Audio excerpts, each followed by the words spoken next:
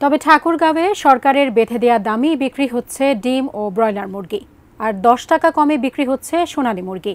আরও বিস্তারিত জানাতে পৌর শহরের কালীবাড়ি বাজার থেকে যুক্ত হচ্ছেন সহকর্মী এম এ সামাদ।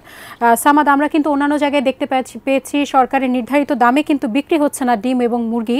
সেক্ষেত্রে ঠাকুরগাঁয়ে যে বিপরীত একটি চিত্র আমরা দেখতে পাচ্ছি, এটার পিছনে আসলে কারণটা কি, বা অন্যান্য নিত্য প্রয়োজনীয় জিনিসের দাম কেমন দেখতে পাচ্ছেন আজকে?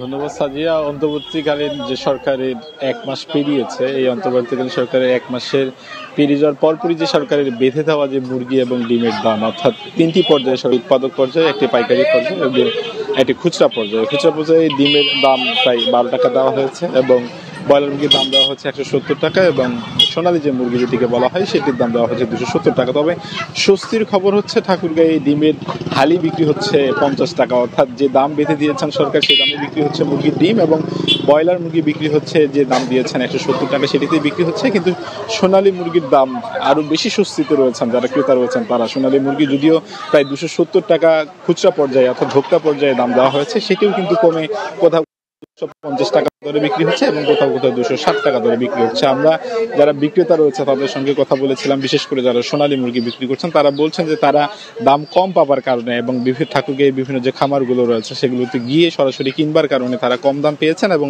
সেই কারণে তারা ভোক্তা পর্যায়ে এই কম দামে বিক্রি করতে পারছেন। এবং এ নিয়ে ক্রেতাদের সঙ্গে আমরা কথা বলেছি, তারা কিন্তু বলেছেন যে প্রথমবারের মতো তারা বাজারে সরকারের বেঁধে দেওয়া যে দাম, এই দামে তারা কিছুটা স্বস্তি পেয়েছে, অর্থাৎ সরকার যে দামটি বেঁধে দিয়েছেন সেটি দামে তারা এই ডিম এবং মুরগি তারা কিনতে পারছেন। এবং বিশেষ করে যদিও সরকার সোনালী মুরগির দামটি বেঁধে দিয়েছেন, সেই দাম বেঁধে দেওয়ার পরেও যদি কম পর্যায়ে দাম পাওয়ার কারণে তারা বলছেন, এবং এই নিয়ে জেলা ভোক্তা অধিকার বলছেন যে প্রতিনিয়ত তারা বাজার তদারকি করছেন এবং যাতে করে ভোক্তারা এই যে বেঁধে দেওয়া যে দাম রয়েছে সে দামে যাতে করে কেনাকাটা করতে পারেন সেটির জন্য তাদের বাজার তদারকি যে অভিযান সেটি তারা পরিচালনা করছেন। সাজিয়া।